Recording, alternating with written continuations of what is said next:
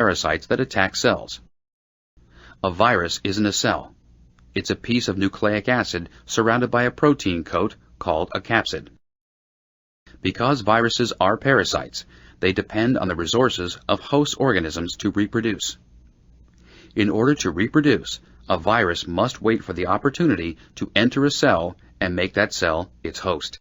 Once inside, a virus takes over the cytoplasm of its host to replicate the viral nucleic acid and to synthesize more capsids for making more viruses. The range of potential hosts for a virus varies. Mostly, hosts are restricted to just one type of species, or an organism type. The structure of a virus varies. However, one feature is the same in all viruses: a protein coat that surrounds the virus, its capsid.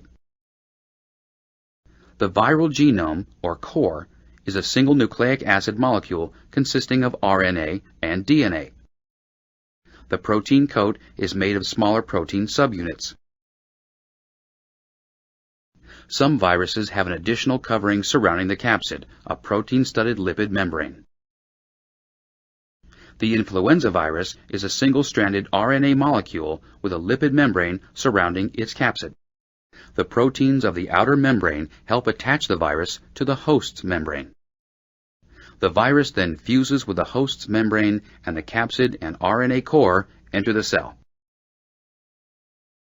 The capsid is removed, and the core reprograms the cell to stop working for itself. Instead, the core is replicated and proteins are synthesized. The proteins are used to make the virus's structural components, such as the capsid and the proteins of the lipid membrane. The proteins are transported to the cell membrane. The capsid proteins gather around the new cores. Then they both merge toward the proteins, and the new viruses bud from the cell. Another well-known animal virus is HIV, the human immunodeficiency virus. HIV is the virus that causes AIDS. HIV is a retrovirus. A retrovirus has an RNA core and contains reverse transcriptase, an enzyme that allows HIV to perform its host takeover in a unique manner. Viral cores of DNA also can be incorporated into the host cell's DNA. This core is considered a provirus. The provirus is replicated and transcribed to RNA. The viral RNA is used as the genome for a new virus, or as a template for the production of viral protein. Viruses also attack bacteria. Bacteriophages, or phages, are viruses that infect bacteria. For example, the phage shown here infects E. coli, a species of bacteria found in the human intestine. Some phages have two life cycles. One cycle, the lytic cycle, quickly destroys the host cell. The other cycle, the lysogenic cycle, does not harm the host cell immediately. The lytic cycle is called lytic because it results in the lysis of the host cell. Lysis is the bursting of the cell caused by destruction of the cell membrane.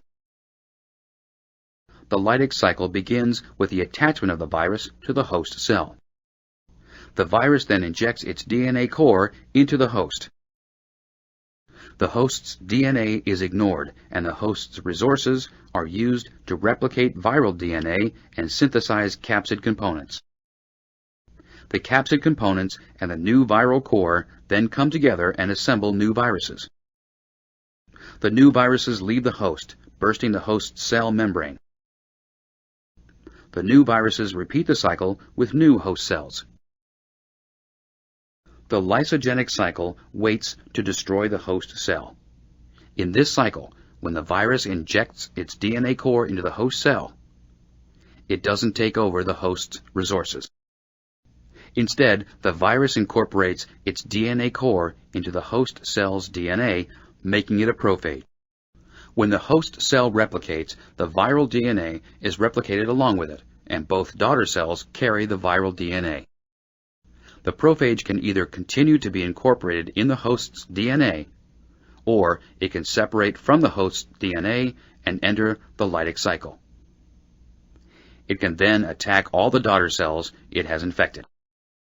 Viruses are so small that only the largest viruses can be seen with a light microscope. Now, imagine infectious molecules that make viruses look like giants. Viroids are RNA molecules that attack plant cells. They lack a protein capsid and replicate using their host's resources. Viroids affect plant metabolism, causing stunted or abnormal growth. They caused diseases that killed over 30 million coconut trees in the Philippines from the early 1900s to the 1980s. One of the most intriguing infectious agents is the prion. Prions are protein molecules that cause transmissible disease. Biologists speculate that a prion is a misfolded protein that can affect the structure of similar normal folded proteins by just coming into contact with them. Scientists think that a specific prion causes mad cow disease. Mad cow disease results in the degeneration of the brain of cows. Prions are fascinating because they don't follow the central dogma of biology. They don't carry their reproduction information in DNA or RNA. They are merely proteins.